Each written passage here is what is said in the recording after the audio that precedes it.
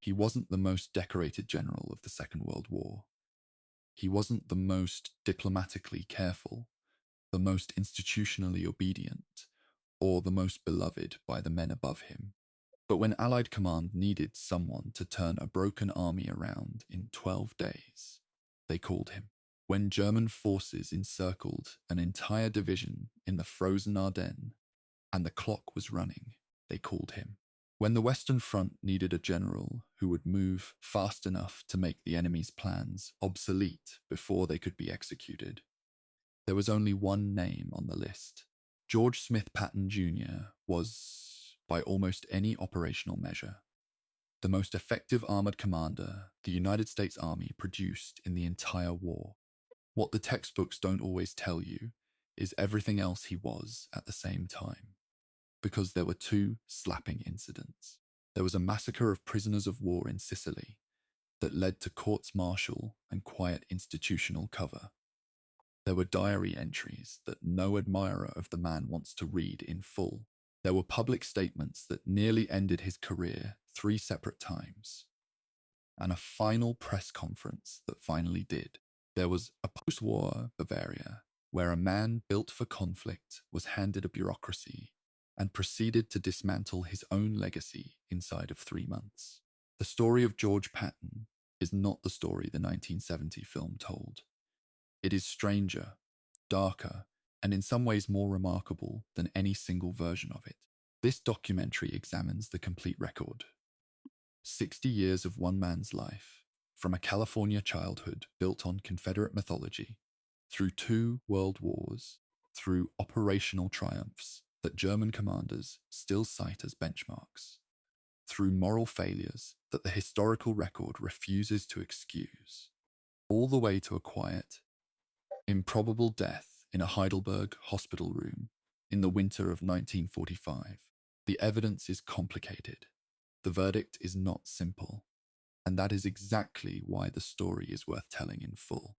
If you're here for a clean narrative of a flawless American hero, this probably isn't the documentary for you. But if you want the real thing, the archive material, the contested record, the man himself in all his chaos and brilliance, then stay with me. This is going to take a while, and it's worth every minute. Subscribe if you haven't. Hit the notification bell. This is a long one, and you're going to want to watch it in parts. Chapter 1. The Weight of a Name, Boyhood and the Burden of Legacy. George Smith Patton Jr. was born on the 11th of November, 1885, in San Gabriel, California. A fact that carries a certain irony, because the 11th of November would later become Armistice Day, the day the guns of the First World War fell silent. He did not choose the date, obviously. But there's something fitting about it regardless. And I don't say that to be poetic. I say it because Patton spent his entire life obsessed with the relationship between fate and military destiny in a way that shaped almost every decision he made. The family he was born into was not simply comfortable. It was steeped, saturated in military mythology.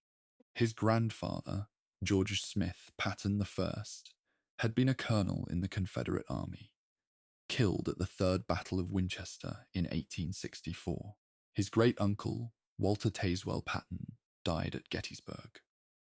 Other relatives had served in the Virginia Military Institute cadets who marched against Union forces. These weren't just bedtime stories in the Patton household. They were the founding texts of a child's identity. Patton grew up understanding that men in his family went to war, and that some of them died in it, and that this was not something to be lamented. It was something to be honored by repetition. What the mythology didn't prepare anyone for was the quiet problem hiding underneath all that martial heritage. George Patton couldn't read, not properly, not until he was 11 years old. His parents initially taught him at home, reading aloud to him from the Iliad, from the Bible, from histories of the Civil War and the campaigns of Napoleon. He absorbed it all. He could recite passages. He could argue tactics described in books he'd never technically read himself. But when it came time to put letters on a page in any orderly sequence, Something in his brain simply didn't cooperate in the way everyone around him expected it to. Historians now believe, with reasonable confidence, that Patton suffered from dyslexia, a condition that in the 1890s carried no clinical name and no accommodation. You were lazy, or you were stupid, or you were difficult. Those were the available diagnoses. He was not lazy. He was by every account relentlessly driven even as a child. He rode horses, competed athletically, absorbed military theory in enormous quantities. But the academic humiliation was real, and it followed him. When he finally enrolled at Virginia Military Institute in 1904, and then transferred to West Point a year later, the struggle didn't disappear. It compounded. West Point's academic regime, built on written examinations and precise mathematical notation, was designed precisely to filter out the kind of mind Patton had. His first year there nearly ended everything. He failed his mathematics examination and was formally required to repeat the year, a process West Point called being turned back. The vast majority of cadets who failed in that manner simply left. They accepted the verdict. Patton didn't. I want to sit with that for a moment, because I think it's the most underrated fact in his entire biography. There's a sculpture of Patton at West Point, and according to Academy law, it was deliberately crafted with binoculars in his hands, so he could always locate the library. A dry joke about a man who struggled to use one. That joke coexists with the reality that he stayed. He repeated the year. He submitted himself to 5 full years of an institution that measured intelligence in ways that actively disadvantaged him. Because the alternative, leaving, accepting that he wasn't meant for this, was genuinely unthinkable. By the time he graduated in 1909, he'd set the school record in the 220-yard hurdles and received expert marks in rifle work. Academically, he scraped through. Physically and competitively, he was extraordinary. What shaped him at West Point wasn't the curriculum. It was the culture of absolute self-presentation. Patton became famous there, not for his grades, but for his appearance, his bearing, his ferocious attention to uniform and posture. He was performing the role of officer before he had any authority to perform it. Classmates remembered him as intense, theatrical, almost aggressively martial in manner. Some found it inspiring, others found it exhausting. That division in opinion would follow him for the rest of his life. And I think it's worth noting early, because it doesn't go away. It gets louder. After graduation, Patton was commissioned into the cavalry. He married Beatrice Ayer in 1910, a childhood friend and, by all accounts, a woman of considerable intellectual force and patience, because patience was going to be required. He began his career in the slow grinding machinery of peacetime army life, the kind of career progression measured in years in garrison assignments and inter-service politics. But even in those early years, there were glimpses. In 1913, as a young lieutenant, he was appointed Master of the Sword at the Mounted Service School in Fort Riley, Kansas, a title that tells you something about what the Army recognized in him. Not his paperwork, his physicality, his obsessive precision with weapons and movement. He went to France that same year to study swordsmanship under the French master d'armes, and he came back and redesigned the United States Army's cavalry saber. He was 27 years old. He was building, piece by piece, the mythology of himself. And he knew he was doing it. His diaries from this period, and historians like Carlo d'Este, who've worked extensively with them, show a young officer intensely aware of the gap between who he was and who he needed to become.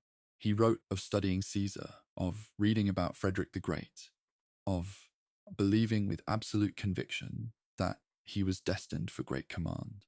The historians debate how much of that was genuine prophetic certainty and how much was compensatory bravado for a man who'd nearly been expelled from the one institution he'd devoted his life to entering. Probably both. Most things about Patton were both. Chapter 2, The First War, Tanks, Blood, and the Making of a Doctrine. There's a tendency in popular histories of Patton to treat the First World War as a footnote, a warm-up act before the main event of 1942 through 1945. I think that's a mistake, and the more I looked at the operational record of his early career, the more that view solidified. What happened to Patton between 1917 and 1918 wasn't just formative, it was foundational. It created the entire intellectual architecture he would use 25 years later to drive an armoured army across France in less time than most commanders took to plan a single operation. When the United States entered the war in 1917, Patton was assigned to General John Pershing's American Expeditionary Forces in France.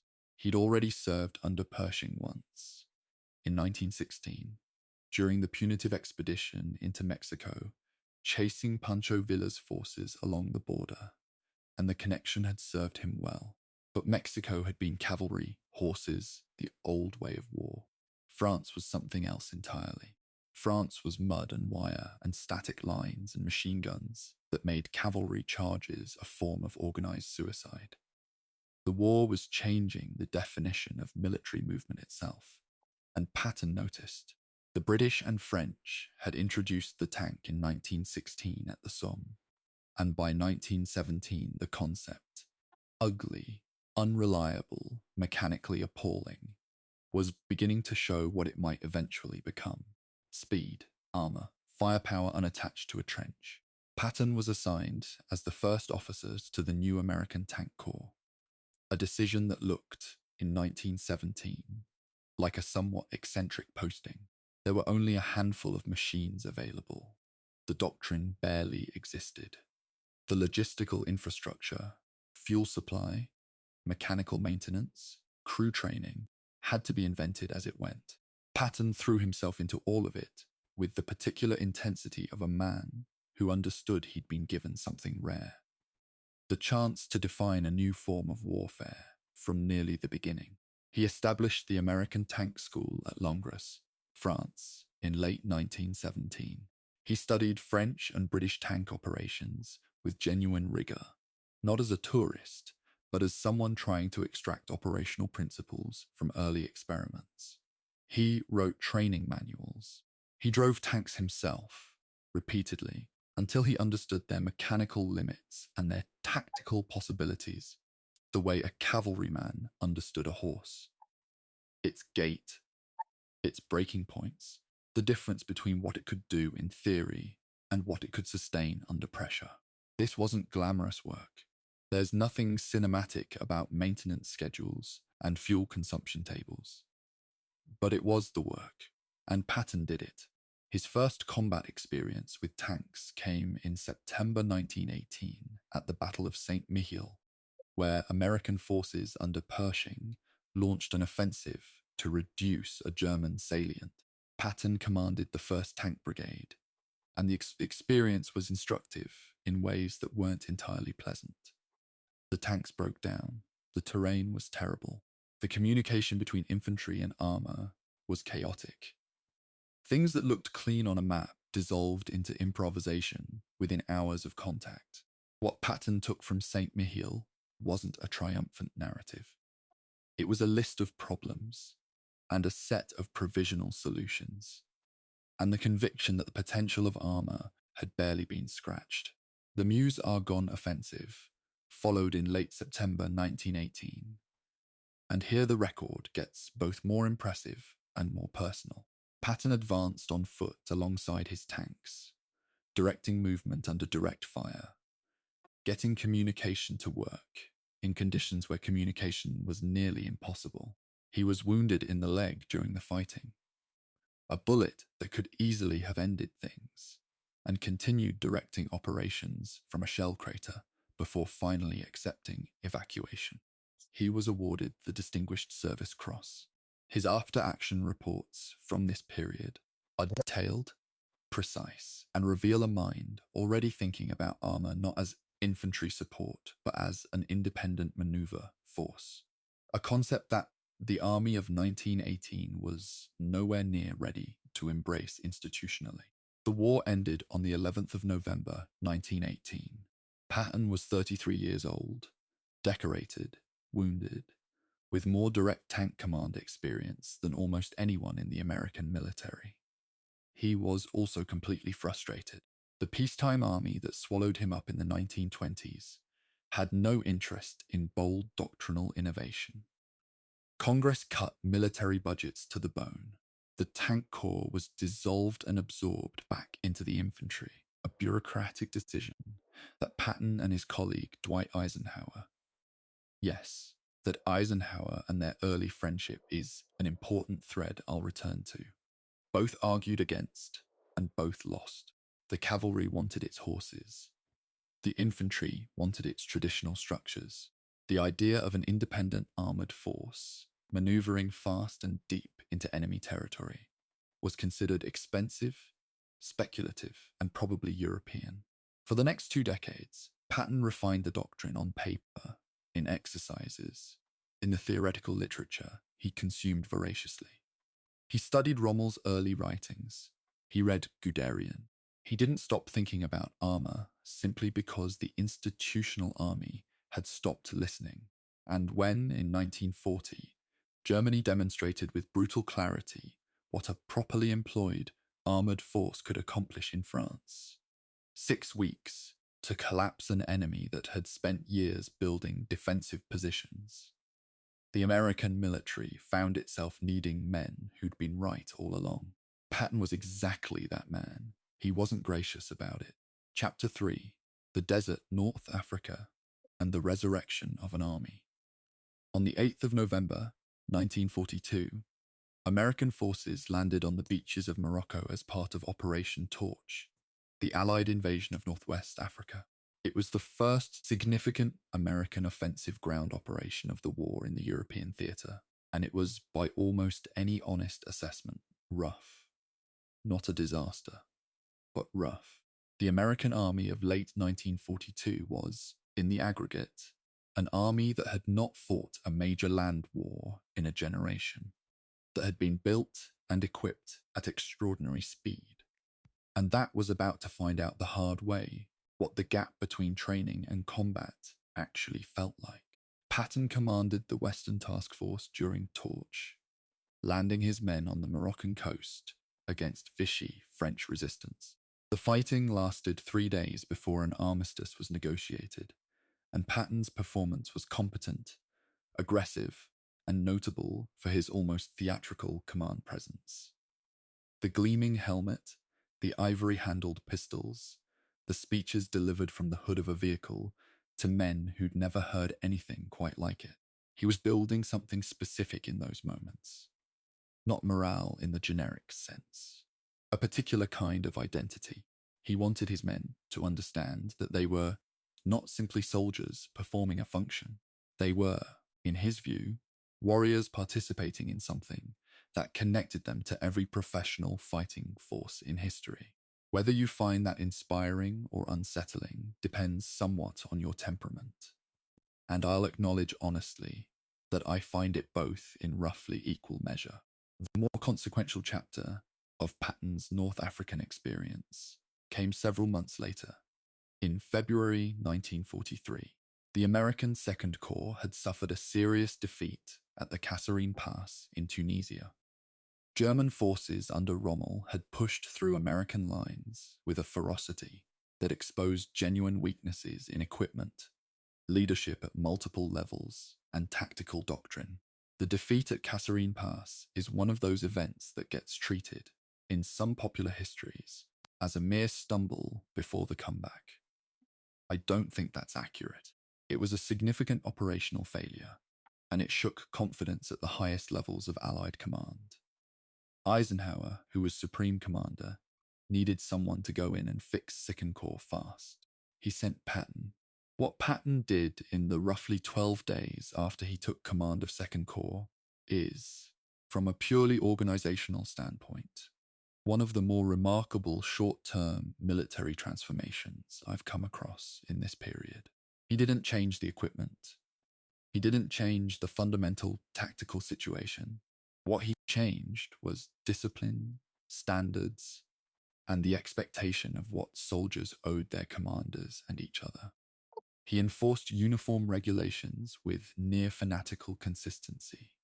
Fines for soldiers found without helmets, for officers who appeared slovenly, for anyone who carried themselves like a man waiting for the war to end. Some of his men hated him for it instantly.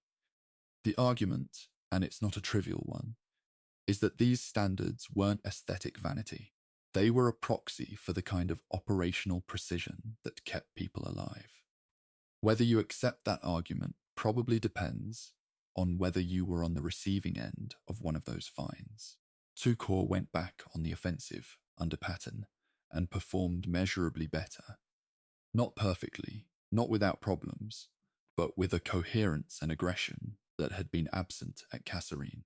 The broader Tunisian campaign concluded with the surrender of German and Italian forces in May 1943, an event that effectively ended the Axis presence in North Africa. More than 200,000 Axis soldiers were taken prisoner, a figure that the official histories record, but that somehow doesn't fully register until you try to imagine the logistics of processing that many men through a desert theatre still recovering from its own recent chaos. Patton had already moved on to planning the next operation before the Tunisian campaign was fully resolved. He didn't linger. There's a debate among military historians about how much credit Patton personally deserves for the transformation of American combat effectiveness in North Africa versus how much should go to the broader institutional learning process that the entire American army was undergoing in this period.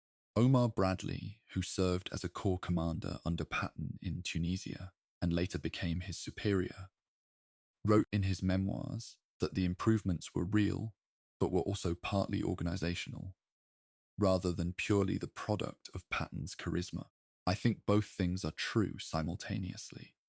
The army was getting better. Patton accelerated it.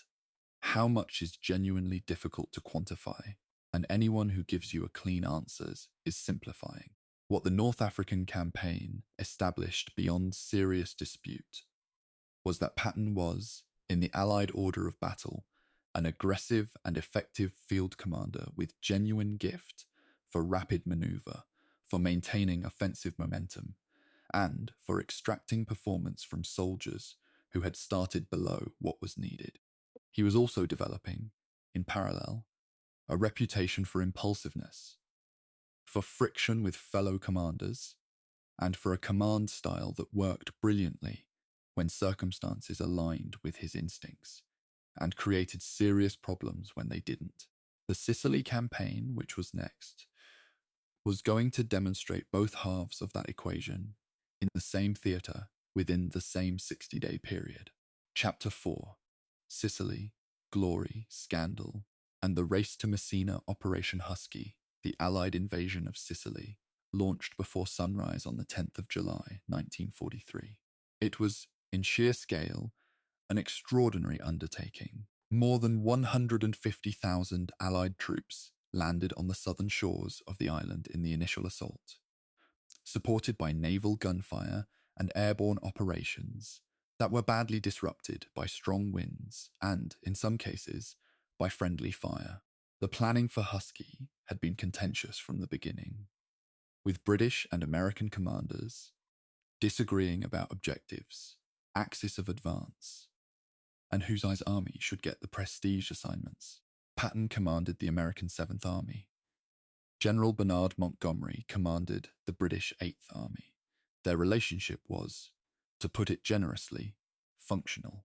To put it accurately, it was competitive to the point of occasional operational dysfunction.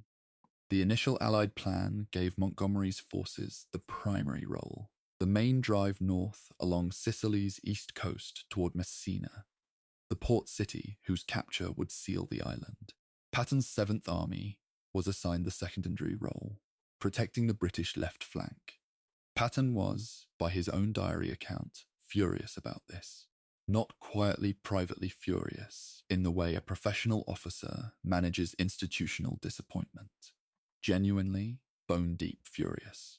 He believed the plan underestimated American capability and was structured to give British forces the operational glory while American troops absorbed casualties holding a flank. Whether or not that assessment was strategically accurate is a legitimate question that military historians still argue. What is clear is that it motivated Patton to find ways to expand his operational scope well beyond what the original plan intended. He did it by moving fast. When German and Italian resistance stiffened along Montgomery's axis, the terrain on the eastern route was brutal, with narrow roads and excellent defensive positions. Patton essentially asked his superiors for permission to drive northwest toward Palermo, the Sicilian capital, arguing that it would outflank German defenses and cut off supplies. He got qualified approval, and he moved. His 7th Army covered the distance to Palermo in roughly a week, liberating the city on the 22nd of July, 1943. It was fast, it was aggressive, and it generated exactly the headlines and operational credit Patton had been seeking. The photographs from Palermo, Patton arriving in the city, troops cheering, the visual language of liberation, were the images that consolidated his reputation for the American public as the embodiment of offensive warfare. The race to Messina then became the main event, and here the competitive dynamic between Patton and Montgomery became genuinely corrosive in operational terms. Both commanders wanted their forces to reach the city first. Patton launched 3 amphibious end-run operations along Sicily's northern coast. Small but operationally creative moves, designed to get ahead of the retreating German forces.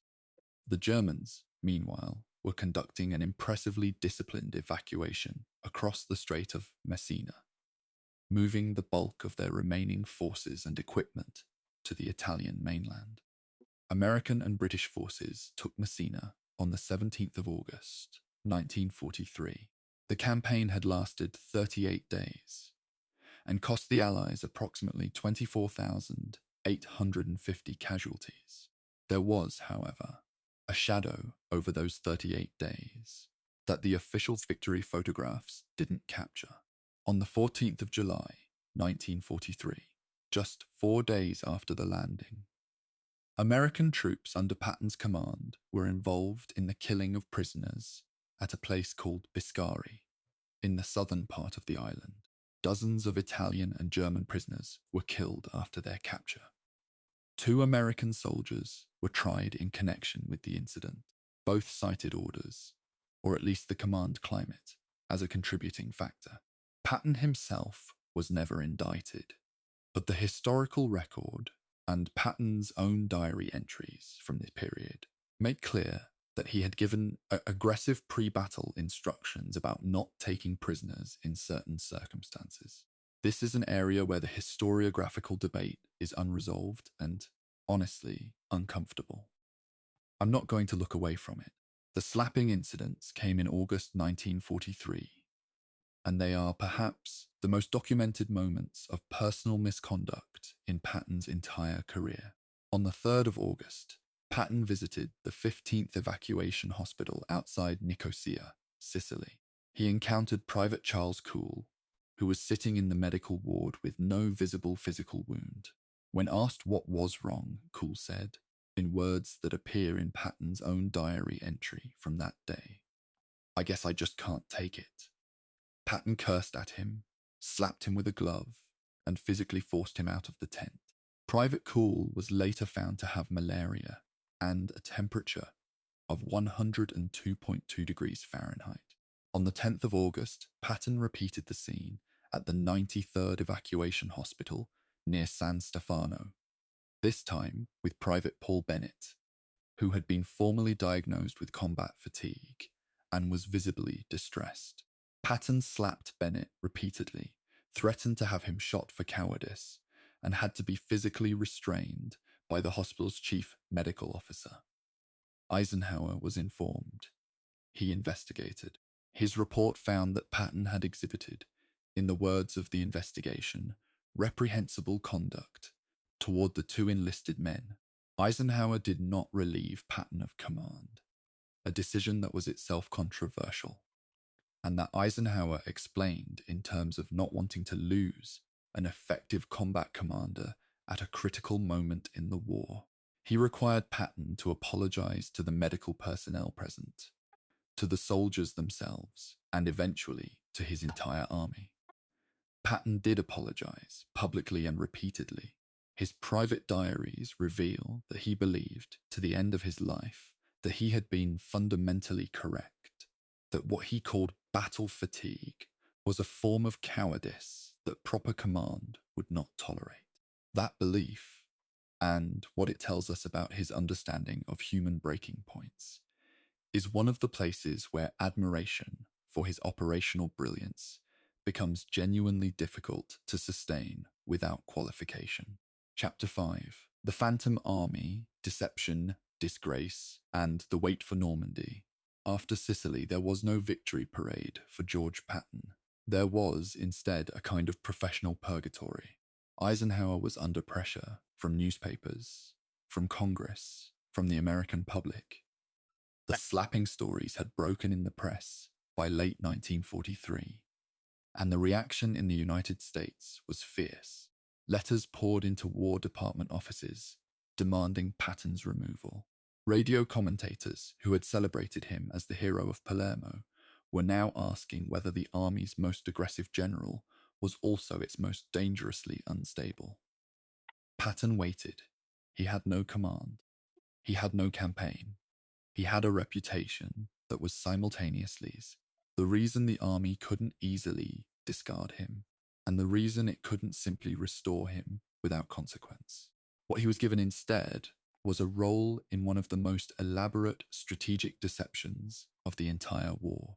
Operation Fortitude, the Allied effort to convince the German High Command that the invasion of France would land at the Pas de Calais rather than Normandy, needed a figure who the Germans would find credible as the commander of a major invasion force.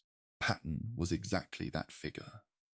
German intelligence believed, with reasonable consistency, that Patton was the best American field commander. The logic was almost complementary in its perversity. They would be more likely to believe in the threat of a notional army if Patton appeared to command it. So Patton was put in charge of the 1st United States Army Group, a formation that existed primarily on radio signals, inflatable tanks, false documents, and the carefully staged public appearances of a general who was supposed to seem like he was preparing a massive invasion from southeast England. He gave speeches, he attended dinners, he made sure he was seen. All of it a performance, and Patton, who had been performing the role of martial greatness since his West Point days, understood performance better than most. There's something almost poignant about it when you sit with the operational context. The man who'd been arguing for 2 decades about the potential of armored maneuver, who'd driven an entire army across Sicily on nerve and speed, now standing in a field in southeast England in front of inflatable rubber equipment, the entire point being that he convincingly not move anywhere. Then came another controversy, and this one was smaller in scale than the slapping incidents, but arrived at exactly the wrong moment politically. In April 1944, Patton was invited to speak at the opening of a welcome club for Allied servicemen in the English town of Knutsford. He made off-the-cuff remarks suggesting that after the war, Britain and America would need to run the world together. Remarks that were reported in the press. The problem was that he had not mentioned the Soviet Union, which was, at that particular moment, a formal ally fighting at enormous cost on the Eastern Front. The press coverage was immediate. Politicians were angry. Eisenhower was angrier. He drafted a cable recommending Patton's relief and replacement, then pulled back from it when he considered the operational implications of losing him before Normandy. Patton was furious at himself. His diaries from this period show a man who understood with unusual clarity that he kept creating avoidable crises that threatened to destroy the career he'd spent a lifetime building. There's a line he wrote to his wife, Beatrice, during this period that historians frequently cite because it captures something genuine. He acknowledged that he talked too much and that it would eventually cost him everything. It nearly did, multiple times. The question of whether the army should have exercised more formal discipline over his public conduct earlier in his career, rather than repeatedly absorbing the damage and moving on, is one I don't have a clean answer to. Neither do the historians. When the invasion of Normandy launched on the 6th of June, 1944, Patton was not there. His Third Army wasn't yet activated. He was in England, still nominally commanding the fictional army group, still useful to the deception operation, still waiting. He had prepared his officers and his staff extensively during those months of enforced idleness. The training was meticulous, the planning detailed, but the waiting was consuming him in a way that his correspondence makes very clear. He was 58 years old in 1944. He had been in the army for 35 years. He had missed, through a combination of disgrace and strategic necessity, the initial assault on Hitler's Europe. That fact sat on him hard. What he had built, though, during those months of preparation, was a command team and a command philosophy that would prove, when the moment finally came, to be one of the most effective military organizations of the entire war. The Third Army's staff had been drilled on rapid exploitation, on keeping movement going before resistance could harden, on the principle that speed itself was a form of protection, that a fast-moving armored force was harder to target, harder to contain, and psychologically more devastating than a cautious one. This wasn't doctrine he invented in a vacuum. It was doctrine he'd been building since France in 1917. He was ready. The army he commanded was ready. The question was whether the campaign would give them the opening they needed. Chapter 6. Breakout. The Third Army turns France into a race. On the 1st of August 1944, the Third United States Army was activated in northern France under Lieutenant General George S. Patton. The context matters. Allied forces had been in Normandy for nearly 2 months, and the campaign had not gone as cleanly as the most optimistic pre-invasion projections had suggested. The Norman hedgerow country, the Bocage, was some of the most difficult terrain in Western Europe for armoured operations. Fields divided by dense earthen banks topped with trees, creating a landscape where tanks and infantry moved in a permanent half-blind, where every field boundary was a potential ambush. Progress was measured in hundreds of meters per day. The strategic situation wasn't desperate, but it wasn't what anyone had hoped. Operation Cobra, which had launched on the 25th of July, was the plan to change that. A massive carpet bombing attack was designed to blow a hole in the German line near Saint-Lô, through which American armor could pour. The bombing was partly successful and partly catastrophic.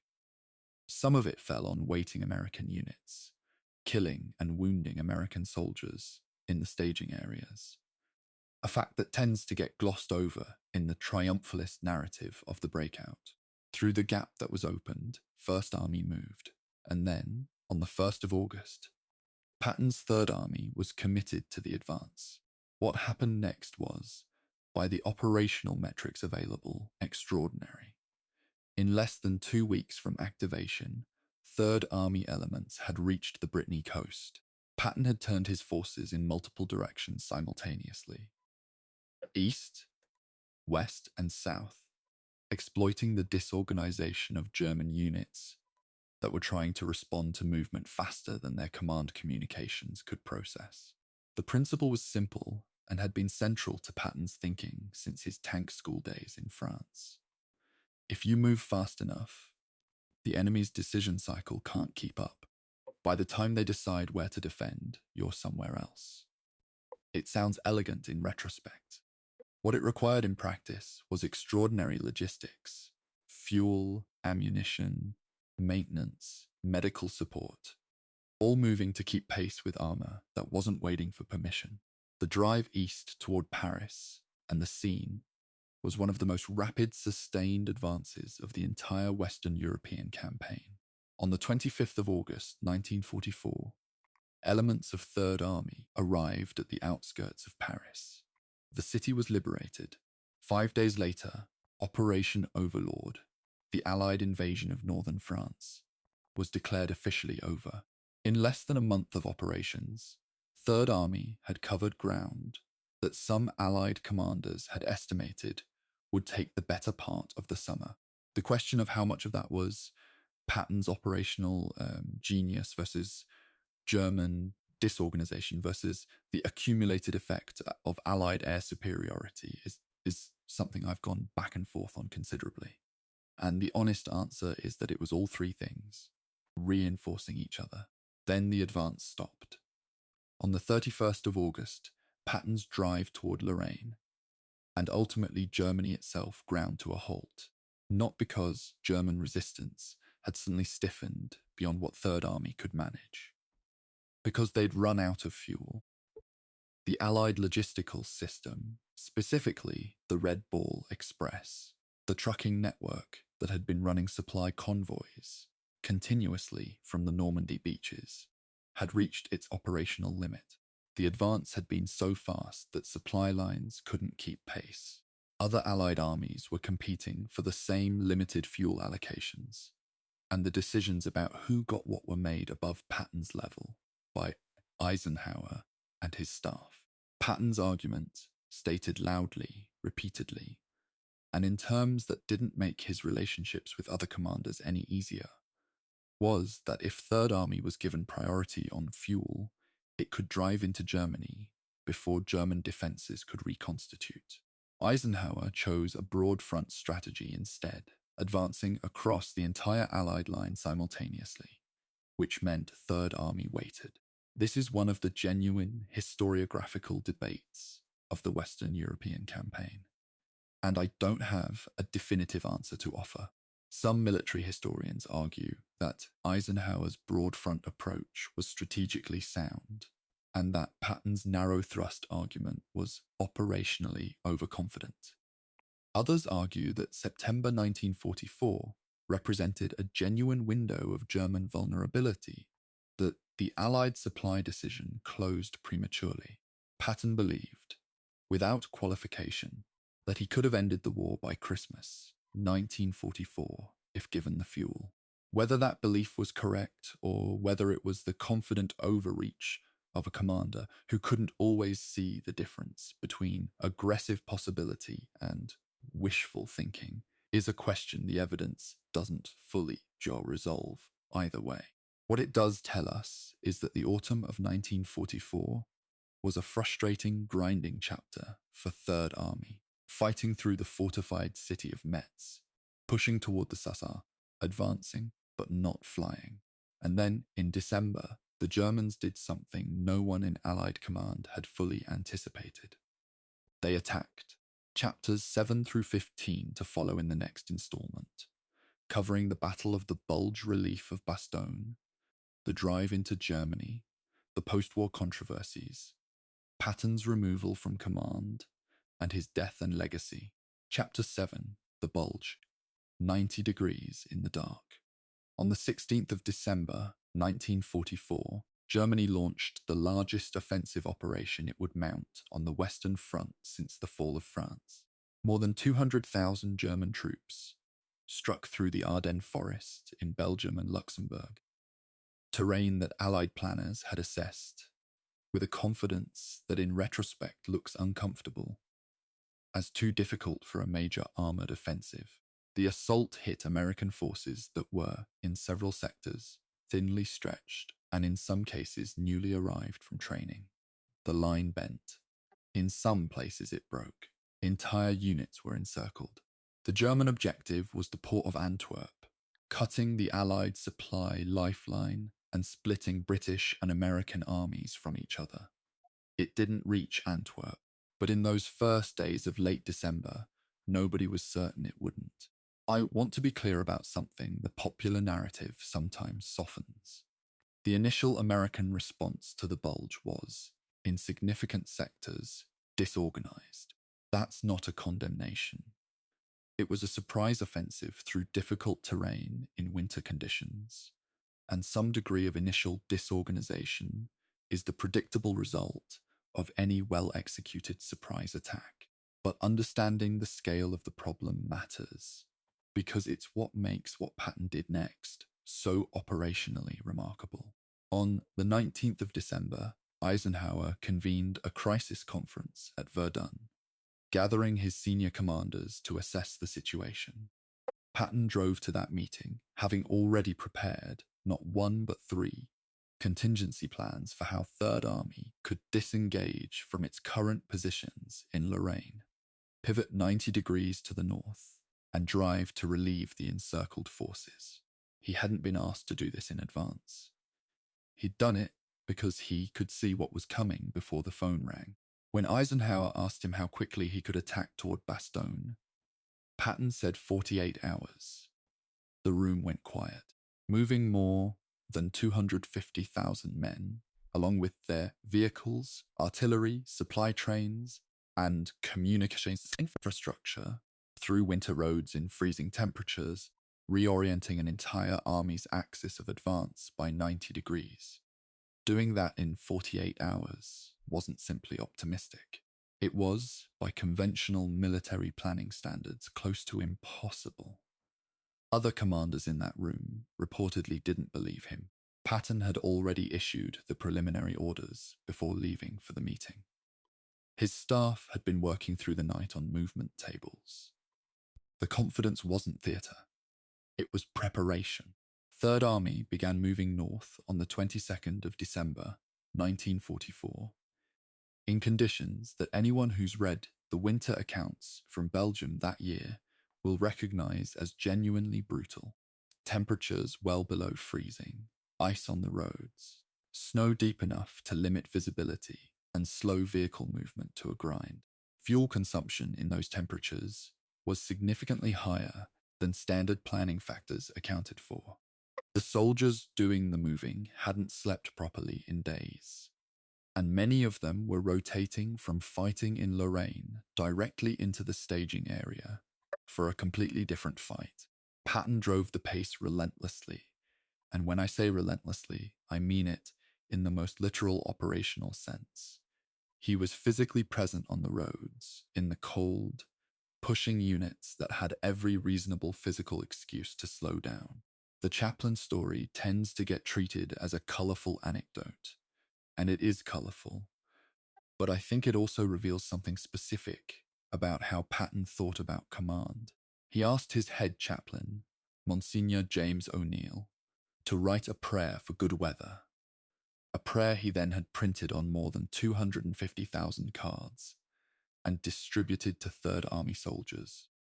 The weather had been consistently overcast, grounding Allied air support and giving German forces cover from the aerial interdiction that would otherwise have complicated their offensive considerably.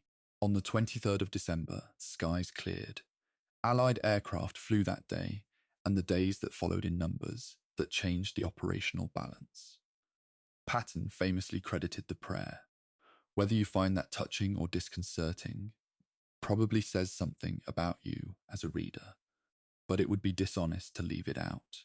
The 4th Armoured Division, described in official records as a bloodied but experienced unit that had fought and slogged its way across France, was the spearhead driving north toward Bastogne.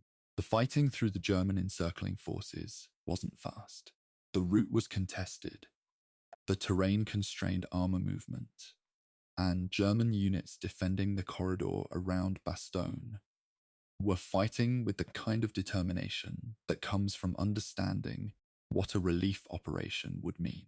Patton pushed units that were, by any reasonable physical measure, at the edge of their operational endurance.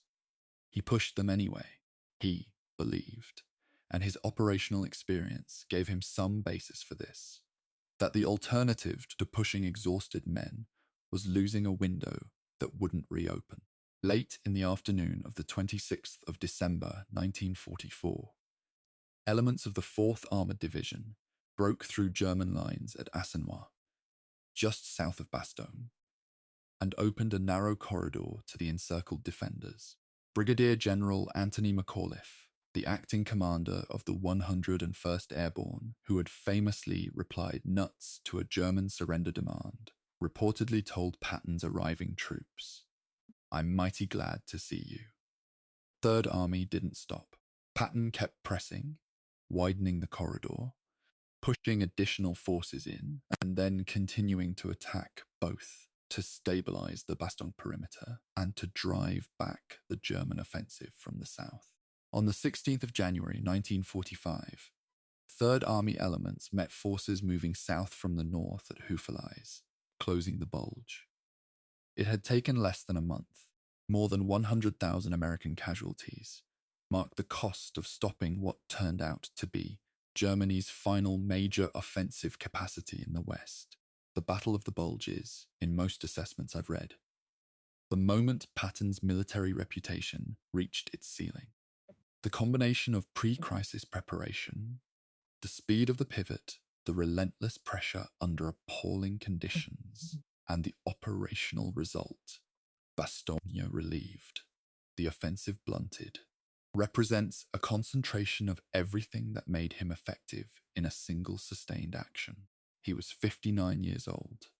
He'd been soldiering for 35 years. He performed at the Bulge with the coherence and drive of a man who'd been waiting his entire career for precisely this kind of problem.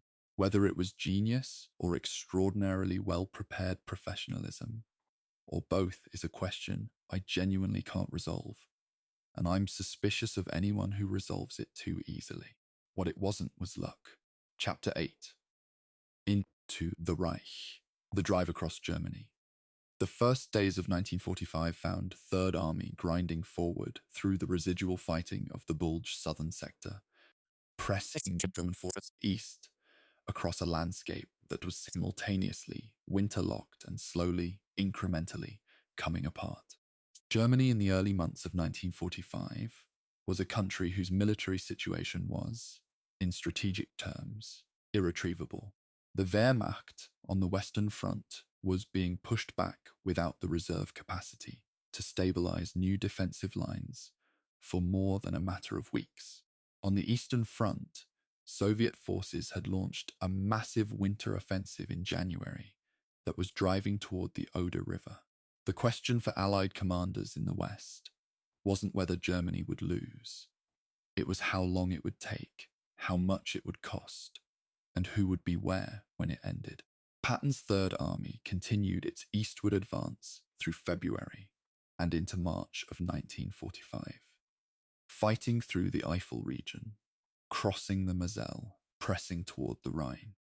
The Rhine was the last major natural barrier before the German interior, a river roughly 300 meters wide in the areas where crossing was feasible, with a current and bank structure that made an opposed crossing a serious operational undertaking.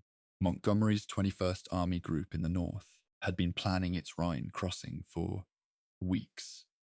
A set-piece operation called Operation Plunder that was scheduled for the 24th of March, complete with airborne support and the kind of meticulous British preparation that Patton regarded with a mixture of professional respect and barely concealed impatience. On the evening of the 22nd of March, 1945, Patton's forces crossed the Rhine at Oppenheim, south of Mainz, lower on the river than the northern crossing point, and done so quietly, without the airborne component, without the massive preparatory bombardment, and roughly 36 hours before Montgomery's planned assault. Elements of the 89th Infantry Division crossed in assault boats in the dark. The crossing at Oppenheim was, in terms of immediate German resistance, surprisingly light. The combination of speed, surprise, and the location further south than expected meant German defensive preparation hadn't concentrated there. By morning, Patton had a bridgehead. He called Eisenhower's headquarters and reportedly said, "Don't tell anyone, but I'm across." He then had a pontoon bridge constructed and crossed it himself, pausing deliberately in the middle to relieve himself into the river in full view of his soldiers and news cameras. It was, characteristically, both a logistical fact and a performance. The drive through central Germany that followed was, in terms of ground covered, extraordinary. Third Army moved through Frankfurt, through Kassel, through Erfurt, covering distances that would have seemed implausible to the planners who'd estimated timelines for the German campaign in the more cautious months of 1944. German resistance varied. In some areas it was fierce and cost real casualties. In others, entire German units surrendered to American forces, rather than face what was coming from the east. The soldiers doing the surrendering weren't all acting from simple military logic. Many of them preferred American captivity to Soviet captivity, a preference that reflected both what they'd been told about Soviet treatment of prisoners and what they'd done on the Eastern Front. And those two things weren't entirely separable. Patton's forces were among the first Americans to discover the physical evidence of what the Nazi regime had built and operated inside Germany. The concentration camp system. Third Army elements reached Ohrdruf, a subcamp of Buchenwald, in early April of 1945. Patton personally visited the camp with Eisenhower and Omar Bradley. By multiple accounts, the experience shook him. A man who had been professionally inured to death and whose private correspondence could be genuinely callous in its treatment of casualties as operational variables. He reportedly became physically ill at what he saw. He required the townspeople of Ohrdruf to walk through the camp. He documented what he found in his diary with language that, according to historians who've worked with the primary sources, reflected genuine revulsion. This isn't a small footnote. It's a piece of the human record from that moment, and it sat alongside everything else he was. The final weeks of the war in Germany also brought a controversy that doesn't get discussed as frequently as Bastogne or Sicily, but that matters for understanding how Patton's mind was working in that period. In late March of 1945, he authorized a raid on a prisoner of war camp at Hammelburg, reportedly hoping to free his son-in-law, Lieutenant Colonel John Waters, who was believed to be held there. The raid, undertaken by a small task force of roughly 300 men, was operational in conception, but questionable in scale and preparation.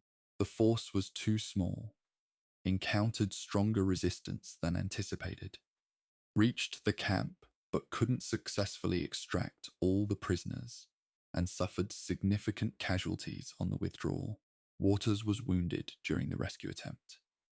The episode was militarily ineffective and raised legitimate questions about whether personal motivation had overridden operational judgment.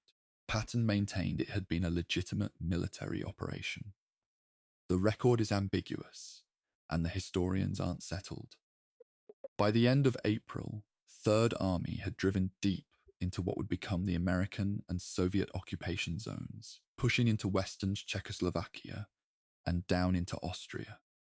On the 8th of May, 1945, the day Germany surrendered, Patton's forces were positioned across a swath of Central Europe that represented, in terms of ground covered since August of the previous year, one of the largest advances by any single army in the entire Western campaign.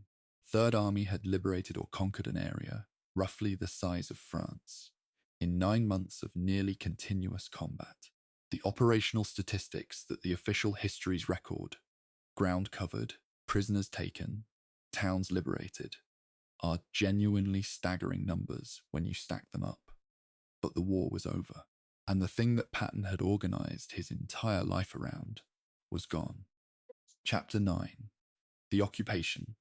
When a warrior has no war, there is a particular kind of problem that becomes visible when you put a certain type of person in charge of peacetime administration. George Patton, as military governor of Bavaria in the summer of 1945, is one of the clearest examples in the 20th century of that problem made fully manifest. He was 60 years old. He had spent the previous 3 years at the absolute apex of what he'd prepared his whole life to do, and now he was running a bureaucracy, managing displaced persons, implementing Allied policy on the denazification of German institutions, attending press conferences, writing reports. The denazification program was, in objective terms, one of the more genuinely complex administrative challenges the Allied occupation faced. Germany's public institutions, its civil service, its judiciary, its educational system, its local government, had been thoroughly penetrated by the Nazi Party over 12 years. Removing everyone with any party affiliation was, in practical terms, nearly impossible without destroying the administrative capacity to run a functioning society. Allied policy tried to distinguish between those who had joined the party as opportunists versus those who had actively participated in the crimes of the regime. But the available mechanisms for making that distinction, questionnaires, review boards, incomplete records, were imperfect at best and easily gamed at worst. Patton's stated position was that the distinction didn't matter enough to warrant the scale of disruption the program was causing. In a letter to Eisenhower in August of 1945, he argued that removing everyone with Nazi ties would leave German institutions unable to function, comparing the party membership to American political party affiliation. You joined because the social and professional pressure to do so was overwhelming, not necessarily because you endorsed everything the party did. That argument has a kind of bureaucratic logic to it, and there are historians who've pointed out that some of the practical concerns he raised were genuine, but the comparison itself, equating membership in the Nazi Party with affiliation with the Republican or Democratic Party, reflects either a catastrophic failure of moral imagination or a deliberate rhetorical oversimplification. Given everything Patton had seen at Ordroof just months earlier, the failure of imagination is the harder explanation to accept. On the 22nd of September 1945, Patton held a press conference at which a reporter asked him directly about denazification. He replied that he didn't see the necessity of this denazification thing, and then, in the answer that effectively ended his public career, compared the controversy over Nazism to a Democrat-Republican election fight. The quotes were in newspapers across the United States by the following morning. Eisenhower, who had been managing Patton's public conduct for the better part of 3 years, had run out of political capital to spend on it. On the 2nd of October 1945, Patton was relieved of command of the Third Army. He was reassigned to command of the 15th Army, a largely administrative unit tasked with preparing the official history of the American campaign in Europe. It was, in the language of military careers, a graceful parking spot for a man whose operational usefulness was judged to be over. The Soviet question ran underneath all of this in a way that compounds the picture considerably. By the late spring of 1945, Patton had developed a conviction, expressed in his diaries and in letters to his wife Beatrice, that are now part of the historical record, that the Soviet Union represented a threat to Europe that the Western Allies were not adequately confronting. On the 18th of May, 1945, he wrote in his diary that he believed he could defeat the Soviets with the greatest of ease. On the 20th of May, he wrote to Beatrice, making the same argument. He had reportedly pleaded with Under-Secretary of War Robert Patterson in May of 1945, pressing the case for a confrontational posture towards Soviet forces. These weren't private doubts he was managing professionally. He seems to have genuinely believed it, and to have been unable or unwilling to keep it from surfacing in contexts where it would create maximum institutional damage. The historiographical debate about Patton's anti-Soviet views is one I find genuinely difficult to navigate. There is a version of this story where his warnings about Soviet intentions in Eastern Europe proved in the long arc of the Cold War to have been prescient. The Soviet occupation of Eastern Europe, the Iron Curtain, the decades of political repression that followed, were real things. There is a simultaneously true version where a theater-level field commander, unilaterally advocating for a Third World War before the Second one's paperwork was completed, represents a kind of strategic recklessness that no institutional military should tolerate from any officer, regardless of his combat record. Both of these things are accurate. They don't cancel each other out. Patton was, simultaneously and genuinely, ahead of certain political realities and catastrophically wrong about what the appropriate institutional response to those realities should have been. What I keep coming back to, reading through the September and October 1945 record, is the exhaustion visible in Patton's private writing. He knew at some level that his career was ending, not with an ambush in Sicily or a bridge too far in France, with a press conference, with a comparison to a democratic Republican fight that he apparently made without pausing to consider what it would look like in print. He'd always talked too much. He'd written that himself. He just couldn't stop.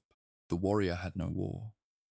And without that organizing framework, the qualities that had made him extraordinary in combat, the aggression, the impatience, the refusal to accept institutional constraints on his will, became qualities that an occupying bureaucracy couldn't absorb. Chapter 10, the final chapter, A Muddy Road and a Quiet Death. The 9th of December 1945 was a Sunday. Patton was in Mannheim, in the American occupation zone of southwestern Germany, and he'd planned to spend the day pheasant hunting in the countryside south of the city. It was a routine trip, the kind of thing that filling the empty hours of a diminished command in an occupied country required.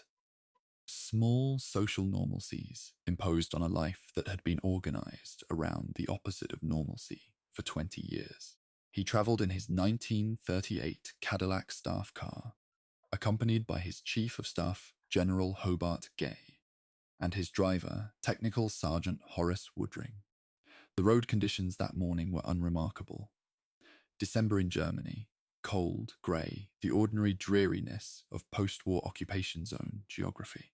At approximately 20 minutes before noon, at the intersection of Kaiferthaler Strasse and Dudenstrasse near Mannheim, Patton's Cadillac collided with a United States Army truck that turned directly into their path. The collision was low speed by any external measure. General Gay and Sergeant Woodring were thrown forward and sustained minor injuries. Patton, seated in the back, was thrown violently against the partition, separating the passenger compartment from the driver's area, and the physics of the impact focused on his neck and skull. He suffered a catastrophic fracture dislocation of his cervical spine. He was, from the moment of the crash, paralyzed from the neck down. He was conscious. He reportedly said, immediately after the collision, that he believed he was paralyzed, and the medical personnel who arrived on scene confirmed it. He was taken to the 130th Station Hospital in Heidelberg, roughly an hour from the crash site. The injury, a severe spinal cord lesion at the level of the third cervical vertebra, left him with virtually no motor function below the neck, and the medical options available in December of 1945 were not what they would be even a decade later. He received the best care the occupation zone hospital system could provide. His wife Beatrice flew from the United States to be with him. In the 12 days he spent in that hospital room, he could speak, he could think. He was, by the accounts of those who visited him, calm in a way that surprised people who expected the kinetic fury that had defined his public persona. He told Beatrice he didn't think he could manage the kind of life that a paralyzed man required.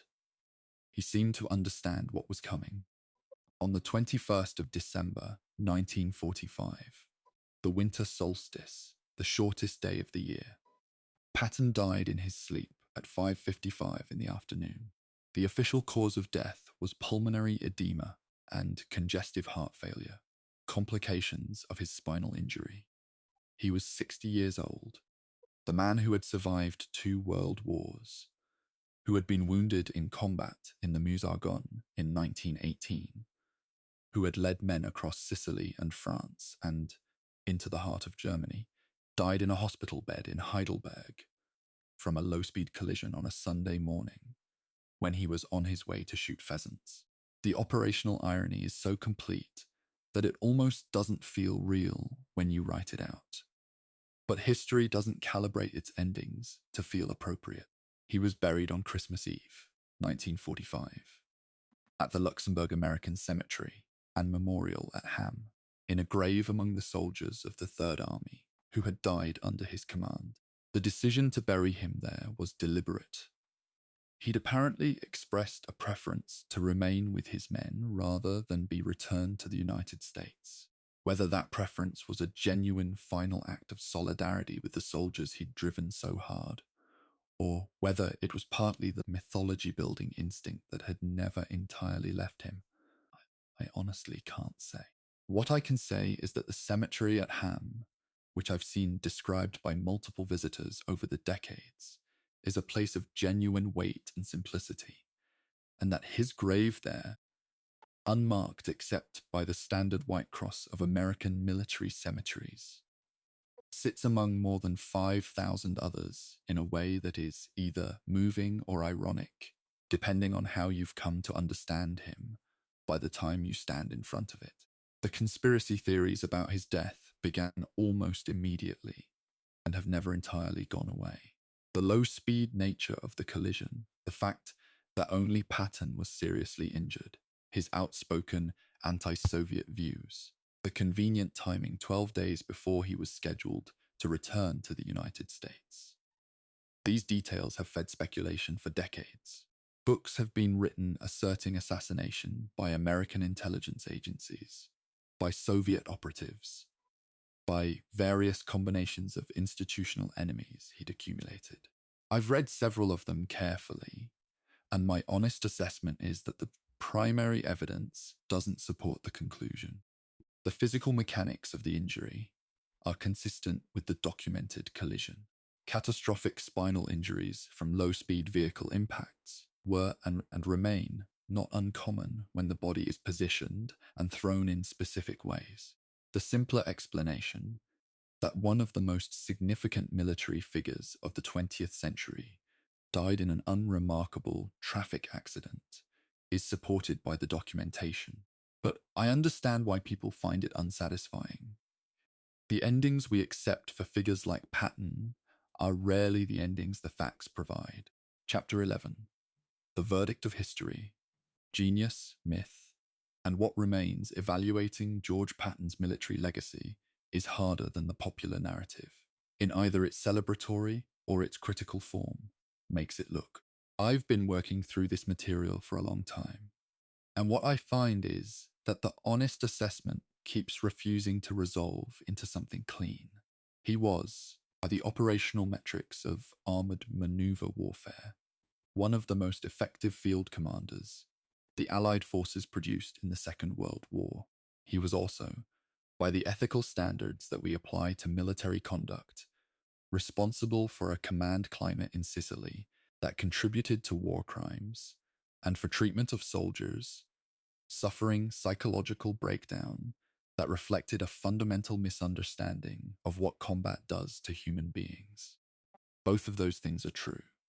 Sitting with both simultaneously is the only honest position. The German assessment of Patton, which the Hoover Institution and several post-war intelligence debriefs have collected, is instructive in ways that cut against a certain American exceptionalism in how he's remembered. German commanders, in post-war interrogations, ranked Patton as the Allied general they feared most. Field Marshal Gerd von Rundstedt, when asked after the war who he considered the best Allied commander, named Patton. That's a notable endorsement from the command that fought against him most directly. The German critique of Patton, however, also notes that his effectiveness depended significantly on the overwhelming material and logistical superiority of the Allied forces he commanded. That his style of offensive exploitation required a supply infrastructure, an air superiority umbrella, and a reserve depth that the Wehrmacht of 1944 and 1945 could not replicate. In other words, he was brilliant at doing the thing that his enormous advantages made possible. Whether he would have been equally brilliant without those advantages is a question the evidence can't answer. The doctrinal legacy is real and traceable. Patton's writings on armored warfare, his after-action reports, and the operational patterns of his campaigns were studied intensively by the post-war American military establishment. The doctrine of air-land battle that the United States Army developed in the 1970s and 1980s, emphasizing deep maneuver, rapid exploitation, and the disruption of enemy command and control rather than pure attrition, draws on intellectual lineages that run directly through Patton's practice. The Gulf War of 1991, in particular, saw commanders explicitly citing Patton's principles of mobile warfare as a reference point for what they were trying to achieve. Whether that lineage is direct, or whether Patton has been retrospectively recruited to validate doctrine that would have developed independently is, again, a question historians argue about. What doesn't survive the full biographical record intact is the myth of the untarnished warrior, the idea, propagated partly by the 1970 George C. Scott film and partly by a certain strain of military hagiography, that Patton was simply a genius who was undone by small men with political agendas. The slapping incidents weren't political persecution.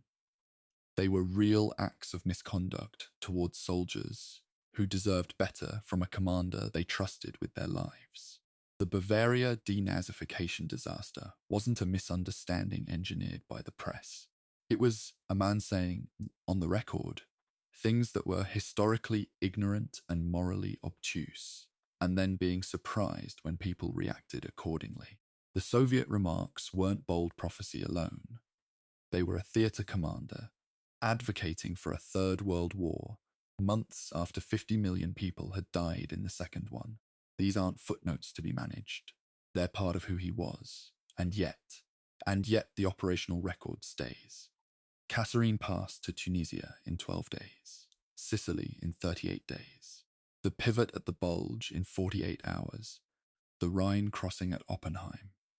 The drive across France that covered ground in weeks that planners had allocated months for. There are historians who will tell you, with documentation, that the Third Army's operational performance in the second half of 1944 represents one of the most sustained examples of effective armoured manoeuvre in the entire Western European campaign. Those historians are not wrong. The general who produced that performance and the general who slapped a malaria patient in a Sicilian field hospital are the same person. History gave us the whole package. What I come back to at the end of all this research is a question that Patton himself seems to have sat with in his private writing.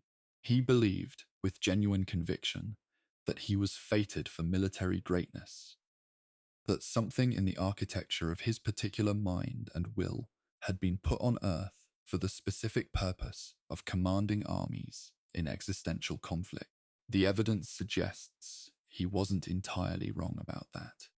He was also a man who couldn't fully function without the organizing framework of war, who made his worst decisions when that framework was absent or insufficient, and who repeatedly found ways to damage or nearly destroy the career he'd sacrificed everything to build. I don't know what to do with someone like that. Except to look at the full record honestly and resist the temptation to make it simpler than it actually is. The final 4 chapters of this series will take us into the contested historiography of Patton's command decisions, the post-war reshaping of his public image, the political uses to which his memory has been put in the decades since his death, and what, if anything, the study of him tells us about the relationship between military effectiveness and moral character that remains genuinely unresolved. We're not done with him yet. Chapter 12, The Biscari Question, War Crimes and the Limits of Command Responsibility. I want to return to Sicily. Not to the race to Messina, not to the slapping incidents, but to something that sits underneath historical record, something that gets mentioned in footnotes more often than it gets examined directly. On the 14th of July, 1943, 4 days after the Allied landings on Sicily, while the campaign was still in its opening confusion, soldiers of the 1st Battalion, 180th Infantry Regiment of the Oklahoma Army National Guard shot and killed more than 70 German and Italian prisoners of war near a location now commonly called the Biscari Airfield. Recent scholarship, including a detailed account published in a peer-reviewed military history journal in 2024, notes the killings are more precisely located near Santo Pietro di Caltagirone. But the name Biscari has stuck in the historical record, and that's what you'll find in the archives. The number killed across 2 separate incidents that day exceeded 70 men, unarmed, already in custody. The scale of this is not a footnote. 70 plus prisoners killed in a single day in 2 separate incidents by a single battalion. Of the roughly 24 soldiers who directly participated in the killings, only 2 were formally indicted. Only 1 was convicted and punished.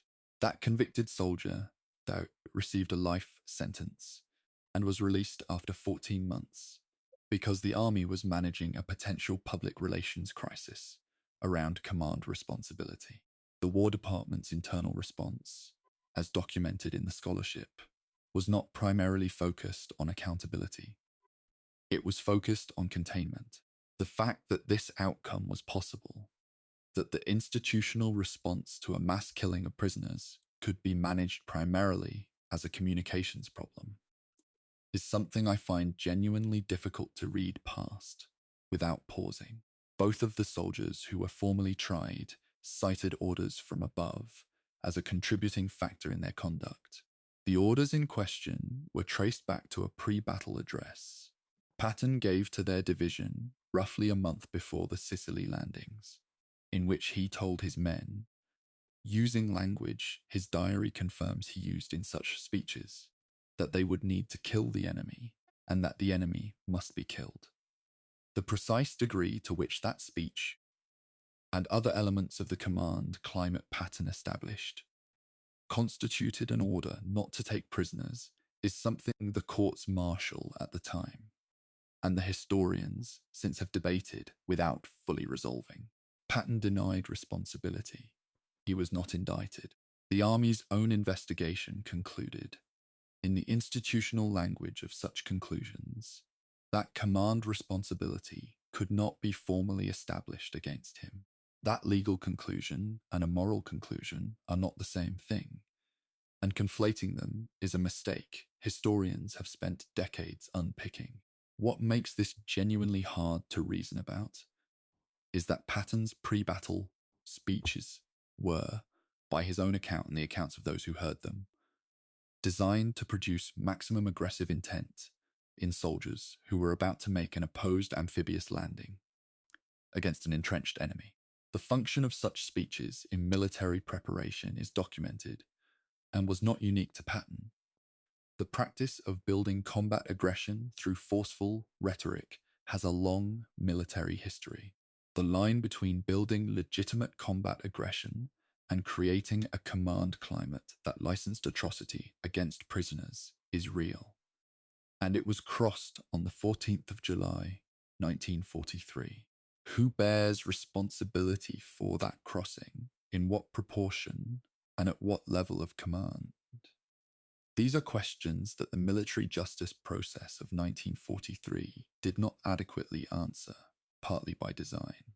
The scholar James Weingartner published a detailed analysis of the Kasserine massacre in the journal The Historian in 1989, and his work remains foundational to any serious engagement with the episode.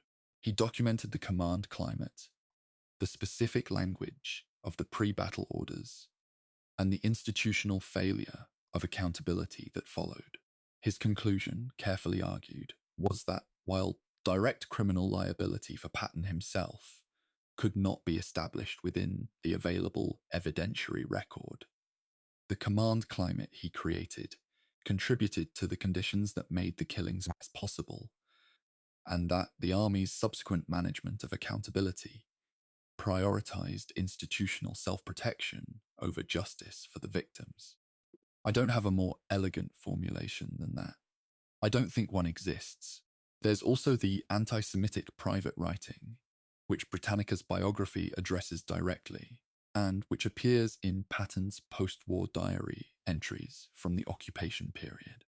He visited displaced persons camps, including those housing Holocaust survivors, and his private responses to what he saw were, in the primary sources available, sometimes characterized by language that reflected deep prejudice rather than the humanitarian response one might hope from a man who had walked through Ordruf. He helped liberate camps. He also wrote about their survivors in terms that historians who've worked with the original diary entries have described as virulently anti-Semitic. Both things are in the same diary, from the same man, in the same months. The moral architecture that produces that combination, genuine revulsion at institutional murder coexisting with personal bigotry toward the murdered group's survivors, isn't something I can fully explain. What I can do is refuse to look away from it. None of this erases the operational record. I want to be clear about that, because the conversation around figures like Patton sometimes slides into an implicit competition between the military achievements and the personal failures, as if we're keeping score and whoever gets to a higher number wins the verdict. That's not how human beings work, and it's not how history works. The Biscari question and the Bastogne question coexist. They don't cancel each other out.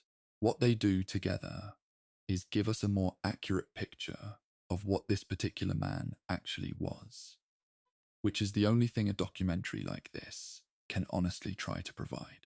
Chapter 13, The Film and the Myth, How Hollywood Rebuilt a General, the 1970 film Patton, directed by Franklin J.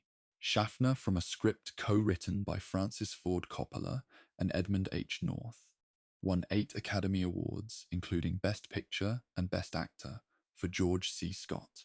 It remains one of the most decorated war films ever made, and its opening scene, Scott in full uniform before an enormous American flag, delivering a version of Patton's speech to the Third Army, has become one of the most referenced images in the entire history of American cinema.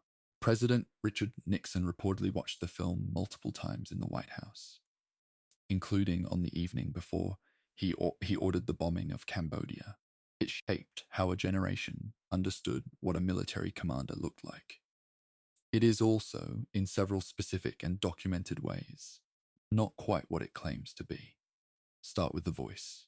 Patton's actual voice, documented in recordings and described by everyone who knew him, was high-pitched, nasal, and somewhat unexpectedly thin for a man of his physical bearing. Scott's performance gave him a gravelly, commanding baritone that matched the visual iconography of the character. The historian SLA, Marshall, who knew Patton personally, noted this discrepancy in his review of the film. He also noted that the film portrays Patton as more habitually profane than the historical record supports. Patton used coarse language deliberately and for effect, not constantly. These are relatively minor points. The larger distortions run deeper. The film was made without access to Patton's diaries, which were not publicly available at the time. It relied heavily on Omar Bradley's memoir, A Soldier's Story, and Bradley served as a consultant on the production. Bradley and Patton had a genuinely complicated professional relationship. They respected each other's operational abilities and clashed repeatedly on questions of command priority and public recognition. Bradley, by the time the film was made, was the only surviving five-star general in the United States. His perspective shaped the portrait significantly. The film's Patton is brilliant but erratic, periodically saved from his own worst instincts by a more measured Bradley figure. Whether that framing reflects the operational reality or reflects Bradley's own retrospective shaping of the narrative is a question the primary sources complicate considerably. The Knutsford controversy. The off-the-cuff remarks at the English Servicemen's Club in April 1944 that nearly ended Patton's career is depicted in the film as having caused offence because he failed to mention the Soviet Union. The film's IMD notes document that this isn't what actually happened. The army quickly revised the initial transcript of his remarks to indicate he had mentioned the Soviets. The real controversy was that Patton, a theatre-level general, was publicly commenting on post-war geopolitical arrangements, specifically who would run the world after the war, at a moment when members of Congress felt that generals had no business making such statements. The film simplified this into a more digestible diplomatic gaffe. It's a small change. It also subtly shifts the nature of what Patton did wrong, which matters if you're trying to understand him rather than just watch him. The opening monologue itself is worth examining because it became so culturally embedded that many people who've never seen the film believe they have, in the sense that the image and the general posture of the scene are part of the shared cultural language. Coppola and North based it on documented Patton speeches, but the script was toned down from Patton's actual language to avoid an R rating. Fornicating replaced a harder word in the version filmed. The speech in the film is a composite, not a transcription. Patton gave many speeches. The film gives him one archetypal speech that synthesizes elements of several. That's a reasonable, creative decision for a feature film. It becomes a problem when the film is treated as documentary evidence of what Patton actually said, which it sometimes is. The film also largely avoids the Biscari massacre, the anti-Semitic diary entries, the denazification disaster, and the full scope of the Bavarian occupation controversy. It doesn't hide the slapping incidents. It depicts them. And Scott's performance in those scenes is uncomfortable in the way that honest depictions of misconduct should be. But a film that wins Best Picture for a portrait of a figure also has a structural incentive to make that figure legible. And legibility in mainstream cinema tends to require a certain amount of moral reduction. The result is a Patton who is difficult but ultimately admirable, whose flaws are the kinds of flaws that make a man more human rather than the kinds that raise serious questions about command accountability. The real Patton was more than that in both directions. Pauline Kael, reviewing the film in The New Yorker, wrote that it strings us along and holds out on us, that it doesn't give us enough information to evaluate Patton's actions. I think that's exactly right, and I think it's been the dominant frame for public engagement with Patton ever since. A man presented as too large, too contradictory, too cinematically overwhelming to fully evaluate. The film gave us the portrait we wanted. The archive gives us something more complicated, less satisfying, and more honest. Chapter 14. The Cold War Patton. Political memory and selective history. After his death and after the film, Patton was absorbed into American political culture in ways that say something interesting about how nations use historical figures. His anti-Soviet views, his advocacy for confronting Russian power in the immediate post-war period, and his martial persona made him a useful figure for a particular strand of Cold War thinking that needed its own heroes. The argument, broadly stated, was that Patton had been right, that the West had been too soft on the Soviets in 1945, that if his advice had been followed, the Cold War might have been won earlier or averted entirely. This argument was made by books, by political commentators, and by the kind of retrospective hagiography that tends to grow around figures who died before their views could be fully tested by events. The difficulty with this argument is the same difficulty I raised in the previous chapter. The fact that the Cold War broadly vindicated certain concerns about Soviet expansionism doesn't validate the specific proposal Patton was making, which was a military confrontation between Allied forces and the Red Army in the summer of 1945. The Red Army in 1945 was a battle-hardened force of several million men that had fought for 4 years across thousands of kilometers of the most brutal land war in human history.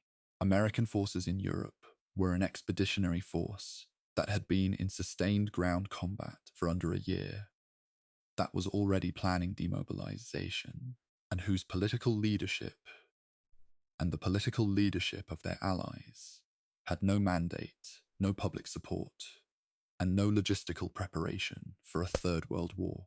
Patton's battlefield brilliance didn't give him special authority to reason clearly about strategic-level political decisions, and the Cold War rehabilitation of his anti-Soviet views sometimes conflates these two very different categories of expertise.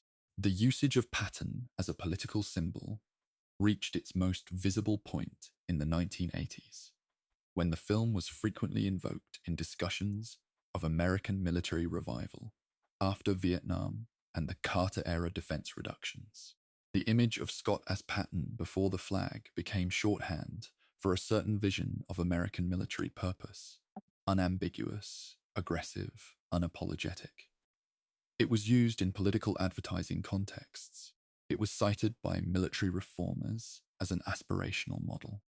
Whether the actual George Patton would have recognized himself in these various appropriations is genuinely uncertain, because the George Patton was considerably more complex than any political shorthand can accommodate. What gets lost in the Cold War mythology is the institutional Patton, the officer who spent 20 years in a peacetime army that didn't want to hear his ideas, who wrote doctrine in obscurity, who built training programs when he had no troops to train, who prepared obsessively for a future that might never arrive. That version of Patton, the patient, grinding, professionally methodical version who lived beneath the theatrical exterior, is genuinely admirable in ways that have nothing to do with the mythology. It's also much harder to make a political symbol out of. You can't put a speech about 2 decades of careful doctrinal writing in front of an enormous flag and have it read as inspirational. There's also the question of what his legacy meant to the men who served under him. The historical record on this is more mixed than the mythology suggests. Some veterans of the Third Army, and there are documented interviews and memoir accounts spanning the decades since the war, speak of Patton with genuine reverence, of feeling that his presence and his standards elevated what they were capable of. Others, and these accounts are documented too, if less frequently cited in the hagiographic literature, describe a command climate of fear, of brutal standards enforced without mercy, of soldiers who made mistakes being publicly humiliated in ways that damaged rather than improved unit cohesion. Old Blood and Guts was, according to some of the men who coined the nickname, not entirely a term of affection. The full version, which circulated in Third Army, with a dark humour that was itself a kind of coping mechanism, completed the phrase with "our blood, his guts." Patton knew about this version of the nickname. His diaries suggest he found it acceptable. The regimental and divisional histories written by veterans in the decades after the war reflect the division in how he was remembered. Units that fought with Third Army in the sprint across France tend to write with enthusiasm.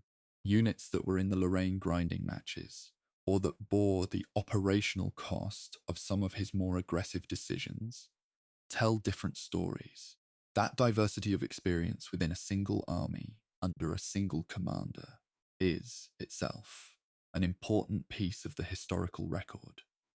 A reminder that the mythology of Patton's army flattens an experience that was genuinely variable depending on which corner of that army's operations you happened to be in. Chapter 15. The Final Reckoning, What Patton Tells Us and What He Doesn't. I've been writing and rewriting this final chapter in my head for most of the time I've been working on this project, not because I don't know what the evidence shows. By now, after everything we've covered, the record is fairly clear. What's hard is the question of what to do with it, what Patton's life tells us, and what it doesn't, and why those two categories are not always the ones we want them to be. Let me try to be honest about both. The operational conclusion is the clearest part. Patton was among the most effective field commanders the Western Allied forces produced in the Second World War. Possibly the most effective, at the level of armored maneuver and rapid exploitation, that the American army has fielded in any conflict of the 20th century. That assessment is supported by the operational record, by the German assessment of him, and by the institutional influence his campaigns had on American military doctrine for decades after his death. The Third Army's operational statistics, ground covered, rate of advance, ratio of prisoners taken to casualties sustained in certain phases, are, when you stack them against comparable forces in the same theatre, genuinely remarkable numbers. This isn't mythology, it's operational history. The personal and ethical conclusion is considerably more complicated. A man who could perform at that operational level was also a man who struck hospitalized soldiers and called them cowards, who created a command climate that contributed to the killing of prisoners of war, who wrote anti-Semitic diary entries while administering a post-war occupation that included Holocaust survivors, who publicly advocated for a Third World War before the second one had been formally concluded, and who spent his final months in institutional life visibly unable to function within the norms that the role required. That's not a list of footnotes. That's a significant portion of the primary record, and the honest integration of those two columns, the operational and the personal, is a more uncomfortable thing than either the hagiographers or the critics want to acknowledge. There is a version of the Patton story that some historians reach for, which goes roughly like this. He was a product of his time. His prejudices were widely shared among men of his class and era.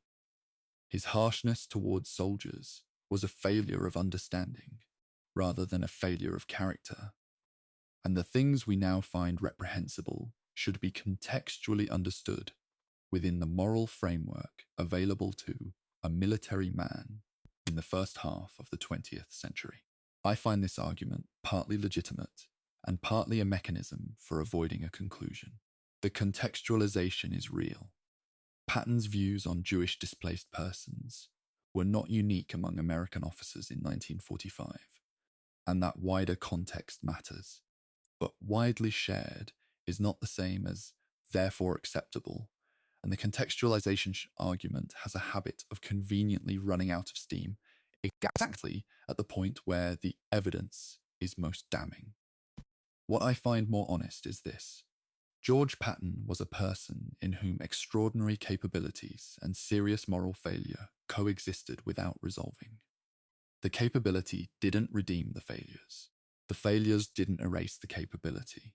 He was, in the specific domain of armored maneuver warfare, under the conditions of the Western European campaign of 1944 and 1945, one of the best who ever lived at what he did. He was also a man who hurt people he should have protected, who contributed to institutional cultures of violence against prisoners, who held views that should be named plainly rather than softened by era, and who was, in the end, unable to exist as a whole human being outside the framework of war. These things are all true simultaneously. The historical record contains them all. I want to close with the cemetery at Ham in Luxembourg. His grave there is a white Latin cross, identical in dimensions to the more than 5,000 others around it. The graves of the soldiers of Third Army who died under his command. Whether he deserves to lie among them, given everything the record shows, is a question I don't think I'm qualified to answer definitively, and I'm skeptical of anyone who answers it quickly. What I can say is that the soldiers buried around him did not choose their general.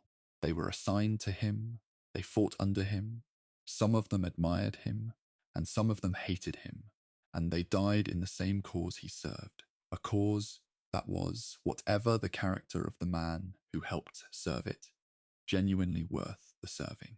George Smith Patton Jr., born the 11th of November, 1885, in San Gabriel, California, died the 21st of December, 1945, in Heidelberg, Germany.